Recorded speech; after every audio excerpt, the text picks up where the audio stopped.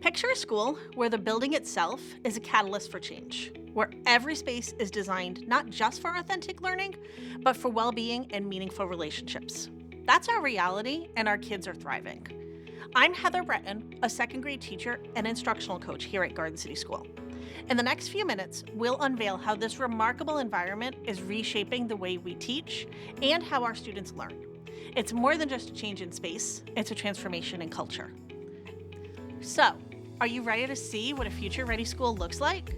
The building features 5 learning communities, a kindergarten learning community called the Butterfly Gardens, 2 first and second grade communities called the Botanical Gardens and Vegetable Gardens, and lastly, 2 third through 5th grade communities on the second floor known as the Topiary Gardens and the Rock Gardens. All of these communities are near the heart of the school, where we have an amazing place to gather, socialize, and eat together.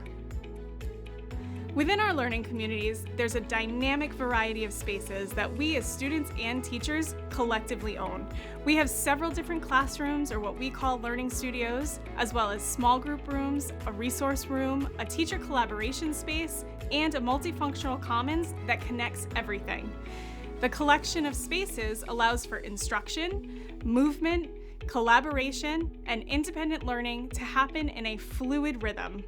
Building on that, there's wonderful natural light, excellent acoustics, and outdoor connections throughout the building. And the furniture allows us to be flexible in how we use space. All of these things contribute to an ideal environment for teaching and learning. So, what are some ways we're seeing these conditions make a difference? The dynamics of discipline have really changed this year. One of the key metrics that we've seen is that chronic absenteeism has gone down over 30%. Discipline issues are going down because students are more engaged in classroom lessons and are less apt to look for ways to leave the learning community. Gone are the days where you're just taking a student down to the principal's office to speak to them. This learning environment really affords administrators the opportunity to go into the learning community, speak to students in an environment that's really comfortable for them. The new campus improves learning because it allows students to take more ownership of what they're learning. The space lends itself to project-based learning and small group instruction.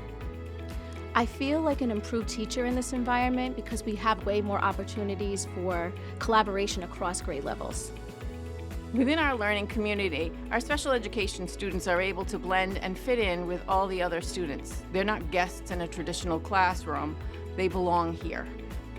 Being in a learning community helps special education students in so many ways. One that stands out for me is the amount of workspaces there are available and the close proximity of those spaces to the whole class, so you can fluidly pull students in and out and work with them on what they need.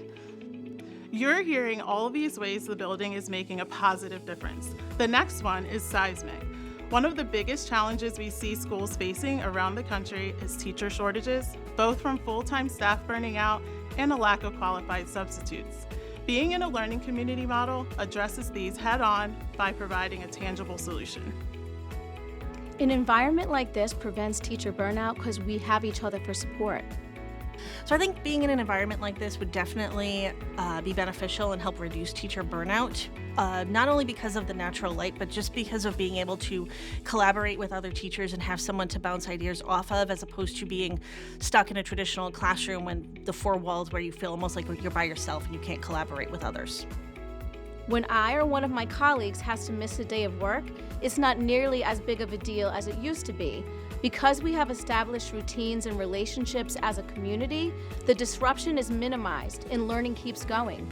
It also takes some stress off of me, knowing that if I have to be home with a sick child, for instance, I'm confident the students will be well taken care of. If a teacher needs to miss a day of work, it definitely helps having the students in the same learning community because they're familiar with the other teachers. There's so many parts of the building itself that have had a positive impact on my well-being. One in particular is the bright natural light that streams in throughout every space. The building impacts my personal well-being because I know that I have a team working with me to help my students, and all the students in the community really belong to all of us, so we really lean on each other. It allows me to develop better relationships with my colleagues and my peers. Because we share the same space and we share our students, we're able to problem solve and have discussions a lot more easily. I think in a traditional setting, you feel more isolated. As we've seen in this film, Garden City isn't just a building. It is redefining what school can be. To put it simply, the environment helps create the conditions for every learner to thrive. And that's a big deal. Thank you for joining us on this journey, and we hope you enjoy the next film in the series, The Student Experience.